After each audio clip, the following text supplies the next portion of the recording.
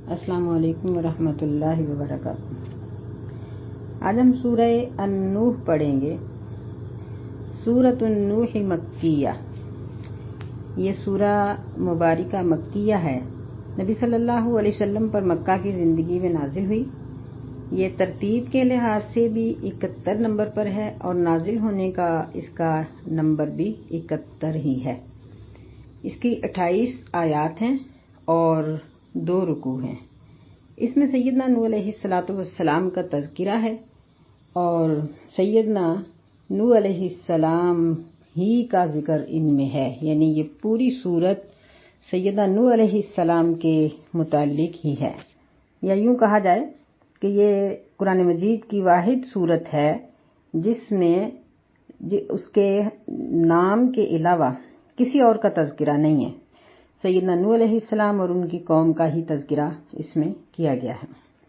اعوذ باللہ السمیع العلیم من الشیطان الرجیم، بسم اللہ الرحمن الرحیم۔ انا ارسلنا نوحا الى قومه ان انذر قومك من قبل ان یأتیہم عذاب علیم۔ بے شک ہم نے نوح علیہ السلام کو ان کی قوم کی طرف بھیجا، یہ کہ اپنی قوم کو ڈراؤ اس سے پہلے کہ ان کے پاس دردناک قسم کا عذاب آئے۔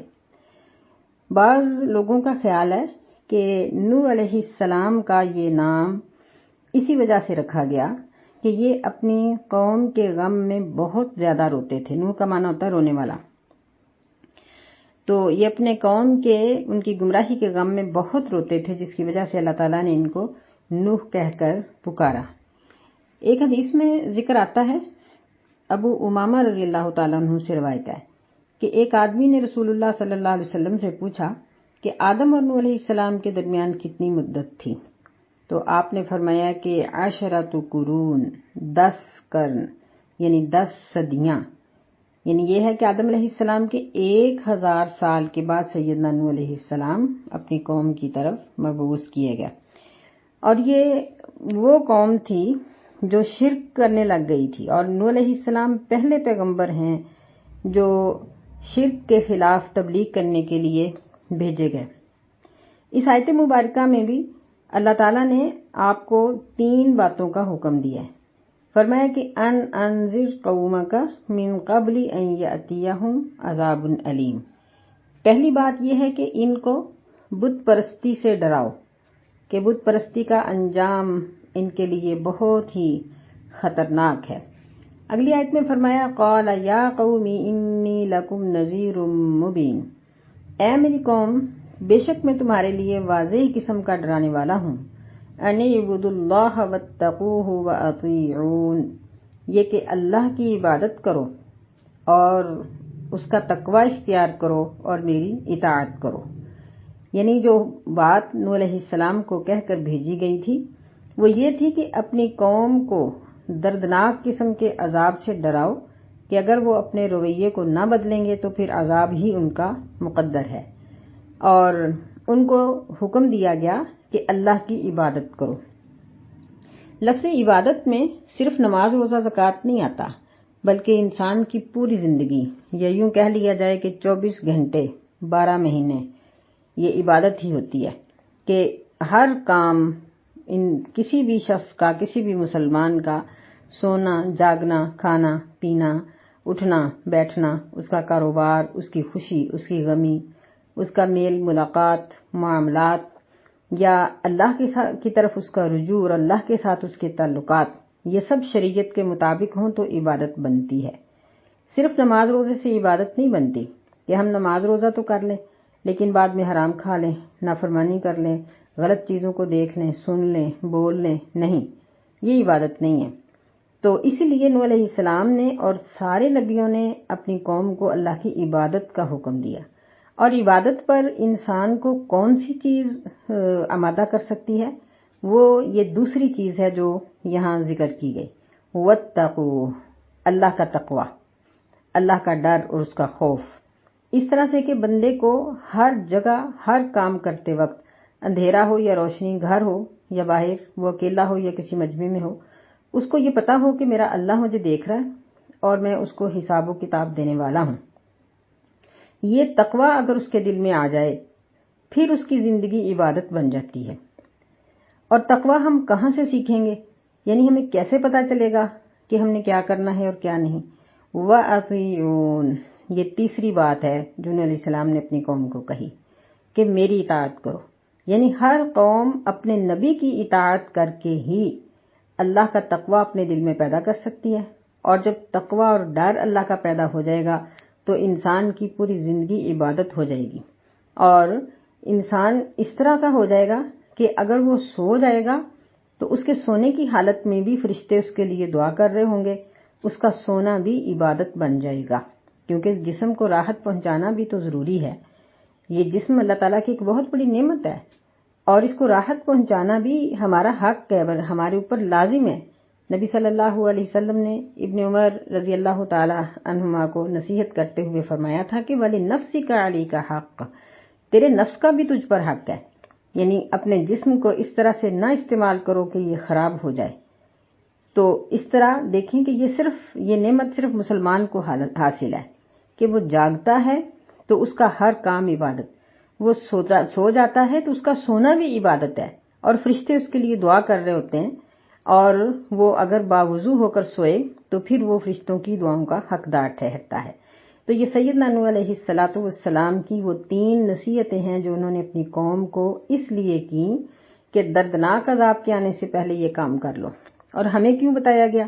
کہ ہمارے لیے بھی یہی 3 نصیحتیں ہیں، اگر ہم بھی یہ 3 کام نہیں کریں گے تو ہمارا بھی عذاب ہی مقدر ہوگا، معاذ اللہ، اللہ ہمیں محفوظ رکھے۔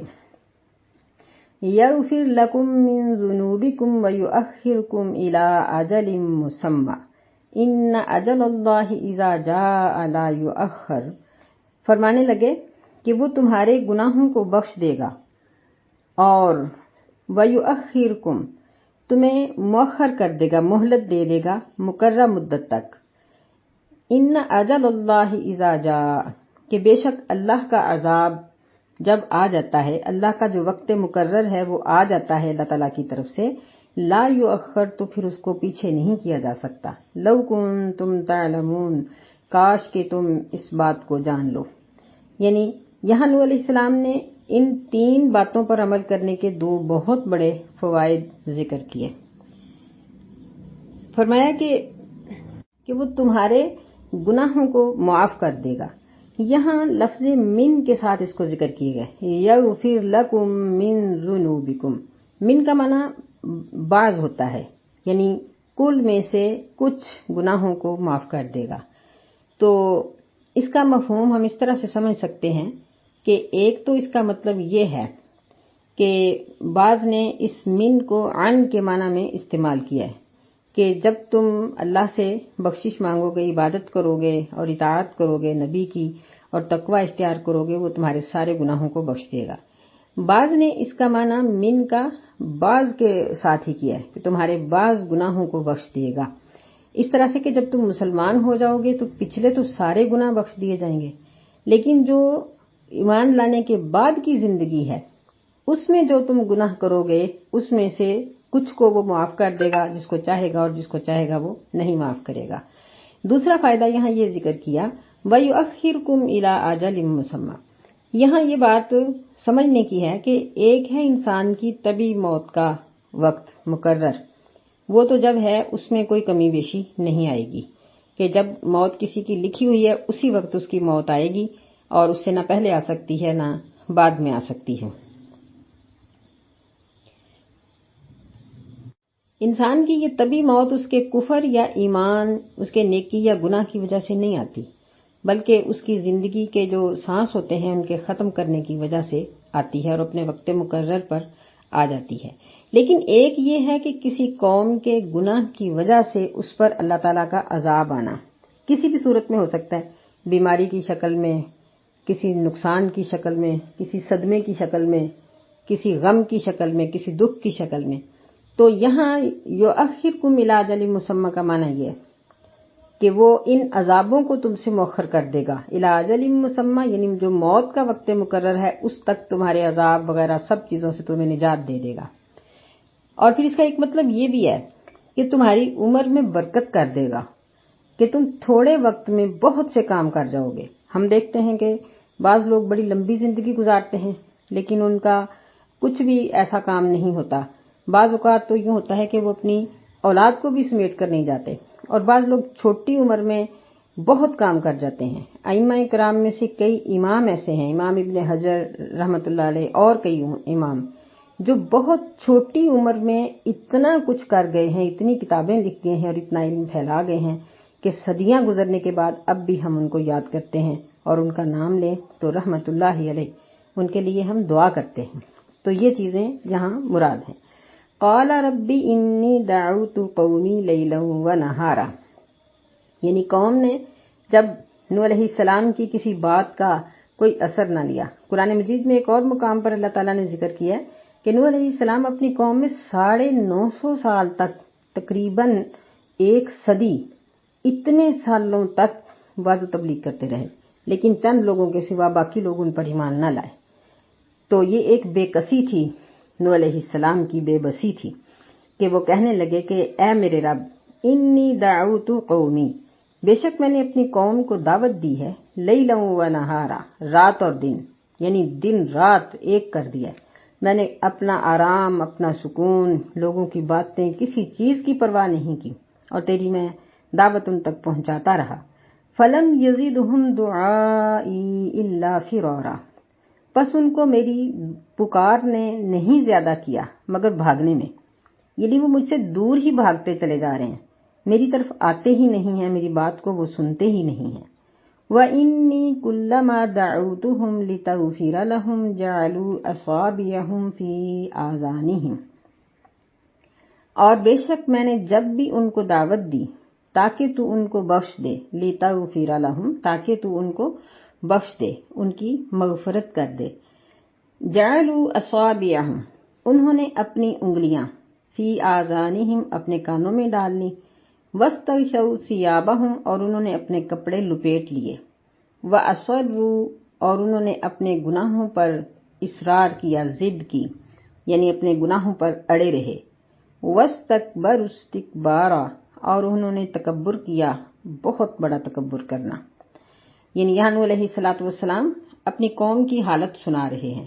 فرار کا معنی یہ ہوتا ہے کہ بھاگ کر کسی کی پکڑ سے دور نکل جانا، بہت زیادہ دور چلے جانا، یعنی میں ان کو اپنے قریب کرنے کی کوشش کرتا ہوں اور وہ مجھ سے دور بھاگتے ہیں، میرے پاس آ کر میری بات کو سننے کے لیے تیار ہی نہیں ہے، اور میں ان کو جب بھی تیری بخشش کی دعوت دیتا ہوں تو وہ اپنی انگلیاں کانوں میں ٹھونس لیتے ہیں اور اپنے گناہوں پر اڑے ہوئے ہیں، اور اپنے آپ کو وہ بہت بڑا سمجھتے ہیں۔ تکبر کا معنی بڑا سمجھنا۔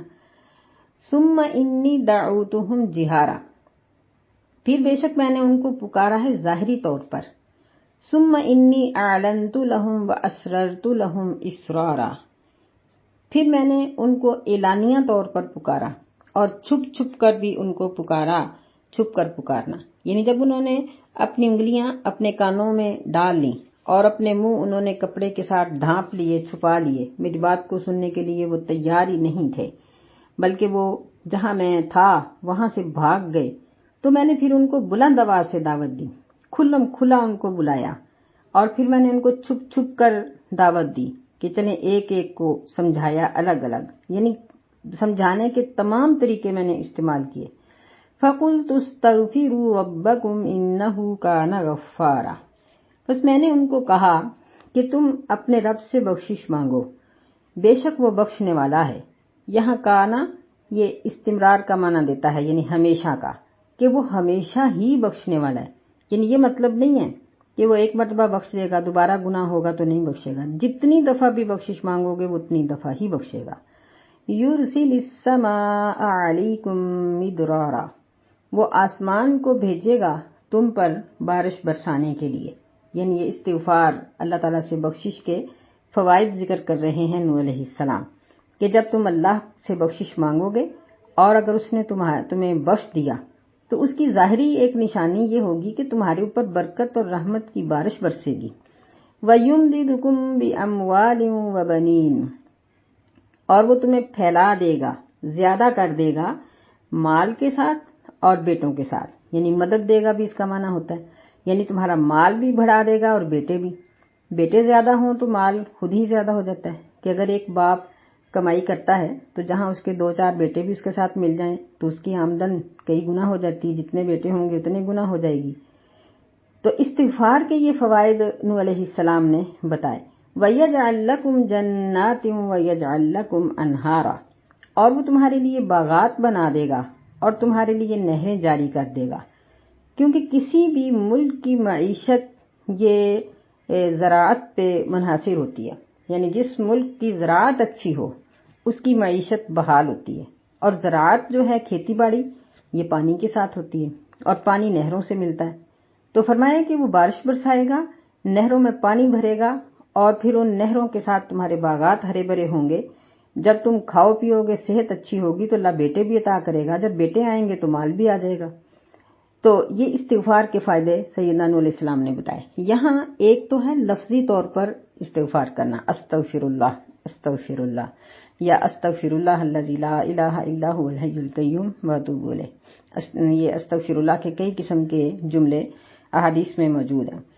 تو بعض لوگ استغفار کا لفظ پڑھتے ہیں، یہ نہیں پڑھنا چاہیے، استغفر اللہ پڑھیں، چاہے صرف اتنا ہی، چاہے اس کے آگے پیچھے اور بھی الفاظ جوڑ لیں۔ تو یہاں اللہ سے بخشش مانگنے کا ایک تو یہ ذریعہ بتایا گیا ہے کہ ہماری زبان یہ کہے کہ اللہ مجھے بخش دے، اللہ مجھے بخش دے۔ دوسرا یہ ہے کہ ہم عملی طور پر ایسے کام کریں جو قابل بخشش ہیں۔ اس کو ہم ایک چھوٹی سی مثال سے سمجھ سکتے ہیں کہ ماں بچے کو کہتی ہے کہ تم ہاتھ پاؤں گندے نہ کرو، کپڑے گندے نہ کرو، وہ مٹی میں کھیلتا جاتا ہے اور کہتا ہے کہ اماں مجھے کچھ نہ کہنا، اماں مجھے معاف کر دو، اماں تم بڑی اچھی ہو، تم یہ ہو وہ ہو، بڑی تعریفیں کرتا ہے اور اس سے بخشش مانگتا جاتا ہے۔ تو بتائیں کہ کیا ماں اس سے خوش ہوگی؟ نہیں، اس کو سزا ملے گی کیونکہ وہ غلط کام نہیں چھوڑ رہا۔ تو انسان اگر زبان سے مسلے پہ بیٹھ کے 500,000 دفعہ استغفر اللہ تو پڑھ لے، 500 کی درود شریف کی تسبیح کر لے، 500 کی کلمے کی تسبیح کر لے، یہ بہت اچھی چیزیں ہیں، بہترین ہیں، یہ قابل رشک ہیں وہ لوگ جو اس طرح سے پڑھتے ہیں۔ لیکن اگر عمل اس کے خلاف ہوا تو پھر عین ممکن ہے کہ گناہوں سے ہماری یہ نیکیاں ضائع ہو جائیں۔ جس طرح ہم کسی اچھی چیز کی اگر حفاظت نہ کریں تو وہ ضائع ہو جاتی ہے، اللہ تعالی ہمیں معاف کرے۔ تو ہمارے بہت سے ائمہ اکرام اس طرح کے گزرے ہیں، خود نبی صلی اللہ علیہ وسلم کہ آپ نے لوگوں کو کئی موقعوں پر استغفار کی کثرت کی آپ نے تلقین فرمائی کہ کثرت سے استغفر اللہ پڑھو، اور یہی فوائد آپ نے ذکر کیے کہ اللہ تمہیں وہاں سے رزق دے گا جہاں سے تم سوچ بھی نہیں سکتے، تمہارے غم دور کر دے گا، تمہاری تکلیفیں دور کر دے گا، تمہاری پریشانیاں دور کر دے گا۔ تو یہ فوائد آج بھی حاصل ہو سکتے ہیں، کس طرح سے کہ ہم استغفر اللہ بھی پڑھیں اور اللہ تعالیٰ کی اطاعت اور فرما برداری بھی ساتھ ساتھ کرتے جائیں۔ فرمایا مَالَكُمْ لَا تَرْجُونَ لِلَّهِ وَقَارًا، تمہیں کیا ہے کہ تم اللہ تعالیٰ کے درجات کی امید نہیں رکھتے۔ رجا یرجو کا معنی یہی ہوتا ہے نا، امید رکھنا۔ تو یعنی تمہارا عقیدہ ہی یہ نہیں بنتا کہ اللہ یہ سب کچھ دے سکتا ہے، تم اپنی امید کو اللہ سے وابستہ کیوں نہیں کرتے ہو؟ اللہ تعالیٰ کا مقام و مرتبہ، اس کی عظمت، اس کو کیوں نہیں سمجھتے ہو؟ بتوں کے آگے اور آستانوں پر کیوں جاتے ہو جو کسی بھی چیز کے مالک نہیں ہیں؟ وَقَدْ خَلَقَكُمْ أَطْوَارًا، اور تحقیق اس نے تمہیں پیدا کیا ہے مختلف حالتوں سے، یعنی اس میں ایک تو انسان کی بدلتی ہوئی حالتیں پیدائش سے پہلے کی، کہ یعنی پہلے قطرہ، پھر خون، پھر لوتھڑا، پھر گوشت کا ٹکڑا، پھر انسان، اور ایک یہ ہے کہ کوئی لمبا اونچا ہے، کوئی چھوٹا ہے، کوئی امیر ہے، کوئی غریب ہے، کوئی خوش ہے، کوئی ناخوش ہے، کوئی خوبصورت ہے، کوئی بدصورت ہے، اور ان سب چیزوں میں انسان بے اختیار ہے۔ یعنی یہ چیز ہے سوچنے کی کہ ہر انسان اپنی بے اختیاری کی وجہ سے اس بات کو سمجھے کہ جو ذات با اختیار ہے میں اس کو راضی کر لوں، وہ راضی ہو جائے گا تو سارے کام ہو جائیں گے۔ ہم لوگ چھوٹی سی بات ہوتی ہے نا تو ہم کسی سے پوچھتے ہیں وظیفہ کیا کریں۔ دیکھیں وظیفوں ٹھیک ہے، وظائف کچھ نیک لوگوں کے تجربات ہیں، کچھ وظیفے ایسے بھی ہیں جو نبی صلی اللہ علیہ وسلم سے ثابت ہیں، جس طرح تیسرے کلمے کا پڑھنا، لا حول ولا قوت الا، لیکن ان کی تعداد وغیرہ نبی علیہ السلام نے بعض چیزوں کی مقرر نہیں کی۔ جو چیزیں تعداد کے لحاظ سے بتائی گئی ہیں وہ ہماری آخرت کے لیے بتائی گئی ہیں کہ صبح شام کلمہ اتنی دفعہ پڑھ لو، تو اصل بات جو ہے نا وہ یہ ہے کہ اللہ تعالیٰ سے تعلق ہی ہم اس طرح کا جوڑ لیں، شب و روز اس طرح کے گزاریں کہ جب بھی ہمیں تکلیف آئے تو ہم اللہ کو صرف یہی کہیں کہ یا اللہ، تو اللہ تعالیٰ فرمائیں کہ ہاں میرے بندے میں حاضر ہوں، بتاؤ کیا چاہتے ہو، کیا ہوا ہے۔ اللہ کو پتہ تو سارا ہی ہے، اللہ تعالیٰ صرف بندے کی زبان سے کہلوانا چاہتے ہیں۔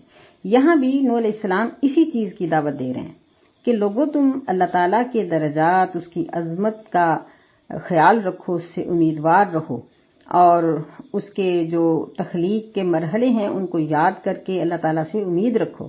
الم تروا کیف خلق اللہ سبع سماوات طباقا، کیا تم نہیں دیکھتے ہو کہ اللہ تعالیٰ نے کس طرح سے 7 آسمانوں کو تہ بتہ پیدا کیا، یعنی کتنی عظمت ہے ان آسمانوں کی۔ وجعل القمر فیہن نورا وجعل الشمس سراجا، اور اس نے چاند کو ان میں منور بنایا، یعنی روشنی حاصل کرنے والا، اور سورج کو اس نے سراج، چراغ، روشن چراغ بنا دیا۔ واللہ انبتکم من الارض نباتا، اور اللہ تعالیٰ نے تمہیں زمین سے پیدا کیا، پیدا کرنا، یعنی یہاں ایک تو آدم علیہ السلام کی تخلیق مراد ہے، اور پھر ایک یہ ہے کہ ہر انسان سے تخلیق کا جو سلسلہ چلتا ہے وہ اس کی صحت کی وجہ سے چلتا ہے، تو اس کی صحت اس کی خوراک سے ہے، اور خوراک اس کی زمین سے پیدا ہوتی ہے، تو گویا انسان اب بھی زمین سے ہی پیدا ہو رہا ہے، مٹی سے ہی پیدا ہو رہا ہے۔ ثم یعیدکم فیہا ویخرجکم اخراجا، پھر وہ تمہیں دوبارہ اسی میں لوٹائے گا اور اسی سے تمہیں نکالے گا، دوبارہ نکالنا، یعنی انسان جب مرتا ہے اس کو جانور کھا جائیں، پانی میں بہا دو یا جلا دو، اس کے جسم کے ذرات بالآخر زمین کے اندر ہی جذب ہو جاتے ہیں، اور انہی ذروں سے اللہ تعالیٰ اس کو پھر پیدا کر دے گا، یہ صرف اسی کی قدرت ہے۔ واللہ جعل لکم الارض بساطا، اور اللہ تعالیٰ نے تمہارے لیے زمین کو بچھونا بنا دیا، یعنی ساکن، ساکت، فرما بردار، متی۔ دیکھیں کہ یہ ہمارے ہر عیب پہ پردہ ڈالتی ہے، ہم جو کچھ بھی اس پر بیٹھ کر کرتے ہیں یہ نہیں ابھی نہیں بتاتی کہ تم کیا کر کے آئے ہو، لیکن قیامت کے دن یہ ہماری خبریں بتا دے گی کہ تم نے میرے اوپر بیٹھ کے کیا کیا تھا۔ اس وقت یہ ہمارے ماتحت ہے۔ لِتَسْلُكُوا مِنْهَا سُبُلًا فِجَاجًا، تاکہ تم اس کے کھلے راستوں میں چلو، یعنی اللہ تعالیٰ نے ہمارے لیے زمین کے راستے کھول دیے، اور ہمیں اللہ تعالیٰ نے اس زمین کے اوپر چل پھر کر اپنی زندگی کے اسباب حاصل کرنے کا ہمیں موقع دیا۔ تو یہاں ان آیات میں سیدنا نوح علیہ السلام نے اللہ تعالیٰ کی پوری جو کائنات ہے اس کے اوصاف اپنی قوم کے سامنے بیان کیے، اور اللہ تعالیٰ ہمیں بھی بتا رہے ہیں، لیکن وہ قوم تھی کہ وہ ماننے میں نہ آئی۔ یہاں ہم تعجب نہیں کر سکتے کہ ہم کہیں کہ ہائے وہ کیسے لوگ تھے کہ ان کو پھر بھی سمجھ نہیں آئی، بلکہ ہمیں اپنے آپ کی طرف توجہ کرنی چاہیے کہ ہمیں بھی یہ سب کچھ بتایا جا رہا ہے، ان کے حالات بھی، اور اللہ تعالیٰ کی صفات بھی، اللہ کی قدرتیں بھی، اللہ کے عذاب بھی۔ ہم کیوں نہیں رکتے گناہوں سے؟ اگر ہم نہیں رکتے تو وہ بھی نہیں تھے رکتے، اور ہمیں یہ چاہیے کہ ہم ان کے انجام سے عبرت پکڑیں، ان کو طنز نہ کریں کہ وہ کیسے تھے، بلکہ ہم خود کو دیکھیں کہ ہم کیسے ہیں۔ قال نوح رب انہم عصونی واتبعوا من لم یزدہ مالہ وولدہ الا خسارا۔ نوح علیہ السلام نے بالآخر اللہ تعالیٰ سے یہ دوسری شکایت کی، یعنی پہلے یہ بتایا کہ وہ میری بات کو نہیں مانتے، پھر اب بتایا کہ وہ میری نافرمانی کرتے ہیں۔ واتبعوا، اور وہ اس کی پیروی کرتے ہیں جو ان کو نہیں زیادہ کرتا مال میں اور اولاد میں مگر گھاٹے میں، یعنی بتوں کو پوجتے ہیں جن کی وجہ سے ان کا مال اولاد کم ہی ہو رہا ہے، کہ کبھی ان کے نام پر مال کی قربانی دیتے ہیں، کبھی اولاد کی قربانی دیتے ہیں، وہ تو ان کو دیتے کچھ نہیں ہیں، اور یہ ان کے نام پر ہر چیز کو قربان کرتے جا رہے ہیں۔ وَمَكَرُوا مَكْرًا كُبَّارًا، اور انہوں نے مکر کیے ہیں بہت بڑے بڑے مکر، یعنی اسلام کو مٹانے کے لیے نوح علیہ السلام کی مخالفت میں ان کے چودھری، ان کے مالدار اور چھوٹے درجے کے لوگوں کو وہ استعمال کر کے دین کے خلاف وہ جو کچھ بھی کر سکتے تھے وہ کرتے رہے، تاکہ وہ نوح علیہ السلام کی تبلیغ کو، ان کی دعوت کو مٹا ڈالیں۔ وَقَالُوا لَا تَذَرُنَّ آلِهَتَكُمْ، اور انہوں نے کہا کہ تم اپنے معبودوں کو نہ چھوڑو۔ ولا تذرن ودا ولا سواع، اور تم ود اور سواع کو نہ چھوڑو، ولا یعوس و یعوق و نسرا، اور یعوس اور یعوق اور نصر کو نہ چھوڑو۔ یہ 5 اس قوم کے صالح لوگ تھے، صالحین تھے، جس طرح ہمارے ہوتے نا، ہم کہتے ہیں امام یا ائمہ کرام یا علماء، یہ اس قسم کے لوگ تھے جو نوح علیہ الصلوۃ والسلام کے ساتھ یا ان کی زندگی کے بعد یا ان کے کہنے پر لوگوں کو واعظ و تبلیغ کرتے تھے۔ جب ان کے اوپر بہت بڑا عذاب آیا، سیلاب آیا، اور یہ ساری قوم غرق کر دی گئی، اور صرف وہ لوگ بچے جو کشتی میں سوار تھے، تو انہوں نے کشتی میں سے اترنے کے بعد لوگوں کو یہ بتایا کہ یہ لوگ اس وقت بھی ہمارے درمیان واعظ و نصیحت کرنے والے تھے۔ یہاں یہ بات یاد رکھنے کی ہے کہ نوح علیہ السلام کی زندگی میں بھی، یعنی اس عذاب سے پہلے بھی، ان لوگوں کی وفات کے بعد شیطان نے ان کے ذہن میں یہ چیز ڈالی کہ اب یہ لوگ فوت ہو گئے ہیں تو ہم ان کی نصیحتوں کو کہیں بھول نہ جائیں۔ انہوں نے اپنے بچوں کو یاد دلانے کے لیے یہ شیطان نے ان کے ذہن میں ڈالا کہ تم ان کی تصویریں بنا لو۔ جب تصویریں بنائی تو ان کو الٹ پلٹ کرنا، دیکھنا مشکل لگا، تو شیطان نے ذہن میں ڈالا کہ بت بنا لو۔ جب بت بنائے تو پھر ان کو آسانی ہو گئی، پھر آہستہ آہستہ ان کا طواف شروع ہو گیا، ان کے نذرانے شروع ہو گئے۔ پہلے تو یہ بات تھی کہ یہ نیک ہیں، پھر بعد میں ان کی عبادت ہی شروع ہو گئی۔ یعنی شرک اس طرح سے جڑ پکڑتا ہے۔ ہم بھی دیکھتے ہیں کہ ہمارے بھی ہاں ایسے ہی ہے کہ ایک شخص صالح ہوتا ہے، لوگ اس کے پاس آتے ہیں، دعائیں کراتے ہیں، پھر وہ فوت ہو جاتا ہے تو پھر اس کی قبر پر جانا شروع کر دیتے ہیں۔ یعنی جہاں تک تو یہ تھا کہ وہ نیک تھا، اسے ہم دعا کرواتے تھے۔ اگر وہ حقیقتاً نیک تھا، شریعت کا پابند تھا، تو پھر اس میں تو کوئی حرج کی بات نہیں۔ لیکن جب وہ فوت ہو گیا، مر گیا، تو ہمیں یہ چاہیے تھا کہ اب ہم اس سے رک جاتے، لیکن اب ہم اس کی قبر پر جانا شروع ہو گئے تو یہ شرک ہو گیا۔ تو اسی طرح پھر اس قوم کے غرق ہو جانے کے بعد کشتی والوں نے بھی، یعنی ان میں سے بھی لوگوں نے جب ان کا تذکرہ شروع کیا تو دوبارہ اس قوم میں اور پوری دنیا کے لوگوں میں جو عرب ممالک تھے اس وقت کے، ان میں انہی بتوں کے نام سے شرک آ گیا۔ اور جیسے ہی کشتی سے اترنے کے بعد نوح علیہ السلام کے ساتھی ادھر ادھر بکھر گئے اور آباد ہوئے، تو یہ بت جو تھے یہ بھی آباد ہو گئے ادھر ادھر، اور ہر قوم اور قبیلے کا ایک بت بن گیا، یعنی ہر ایک نے اپنے اپنے بت تقسیم کر لیے۔ اور ایسے ہی پھر یہ بت پرستی جو تھی یہ عرب لوگوں میں بھی آ گئی۔ اب ود جو تھا یہ دمت الجندل قبیلے کا بہت بڑا بت تھا۔ اسی طرح سوا یہ حذیل قبیلے کا بت تھا، یعوس یہ مراد قبیلے کا بت تھا، پھر اس کے بعد یہ بنو عتیق کا ہو گیا، اور یعنی یہ سبا کے قریب رہنے والے یہ لوگ تھے۔ یعوق یہ ہمدان قبیلے کا بت تھا، نصر حمیر قبیلے کا بت تھا، یہ ذوالقلع کی آل تھے یہ سارے لوگ۔ تو اس طرح سے نبی صلی اللہ علیہ وسلم کے زمانے میں یہ بت پرستی انہی بتوں کے نام سے جاری تھی جب آپ تشریف لائے۔ اس لیے اللہ تعالیٰ نے ان کے ناموں کا تذکرہ کیا کہ نوح علیہ السلام نے اپنی قوم کو ان کی عبادت سے منع کیا تھا۔ فرمایا وَقَدْ أَضَلُّوا كَثِيرًا وَلَا تَزِدِ الظَّالِمِينَ إِلَّا ضَلَالًا۔ نوح علیہ السلام نے کہا کہ اور یقینی بات ہے کہ انہوں نے بہت سے لوگوں کو گمراہ کر دیا ہے، اے اللہ تو نہ زیادہ کر ظالموں کو مگر گمراہی میں، یعنی بد دعا کی کہ اللہ اب ان کو ہدایت نصیب نہ ہو۔ مِمَّا خَطِیئَاتِہِمْ أُغْرِقُوا فَأُدْخِلُوا نَارًا۔ اللہ تعالیٰ فرماتے ہیں کہ یہ لوگ اپنی خطاؤں کی وجہ سے غرق کر دیے گئے، پس وہ جہنم میں داخل کر دیے گئے۔ فَلَمْ يَجِدُوا لَهُم مِّن دُونِ اللَّهِ أَنصَارًا۔ پس انہوں نے نہ پایا اللہ کے سوا اپنے لیے کوئی بھی مددگار، یعنی مرنے کے بعد دیکھا کہ کوئی بھی ان کا مددگار نہیں ہے۔ وَقَالَ نُوحٌ رَبِّ لَا تَذَرْ عَلَى الْأَرْضِ مِنَ الْكَافِرِينَ دَيَّارًا۔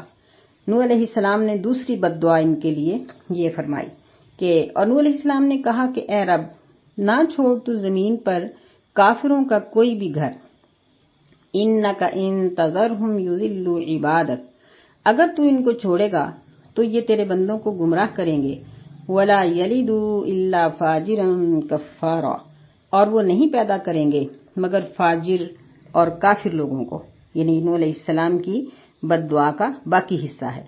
رب اغفر لی ولوالدی ولمن دخل بیتی مؤمنا وللمؤمنین والمؤمنات، اے رب مجھے بھی بخش دے، میرے والدین کو بھی، اور جو میرے گھر میں ایمان کی حالت میں داخل ہو، مومن مردوں میں سے اور مومن عورتوں میں سے۔ ولا تزد الظالمین الا تبارا، اور تو ظالموں کو نہ زیادہ کر مگر تباہی اور بربادی میں۔ یعنی اس آیت مبارکہ سے یہ معلوم ہوتا ہے کہ سیدنا نوح علیہ السلام کے والدین مومن تھے، اور انہوں نے اپنے والدین کے لیے اور تمام مومن اور مومنات کے لیے بخشش کی دعا کی۔ تو ہمارے لیے اس سورت مبارکہ میں بہت بڑی عبرت ہے کہ ہم اپنے آپ کو درست کریں۔ اللہ ہمیں سمجھنے کی توفیق عطا فرمائے، آمین۔ السلام علیکم ورحمۃ اللہ وبرکاتہ۔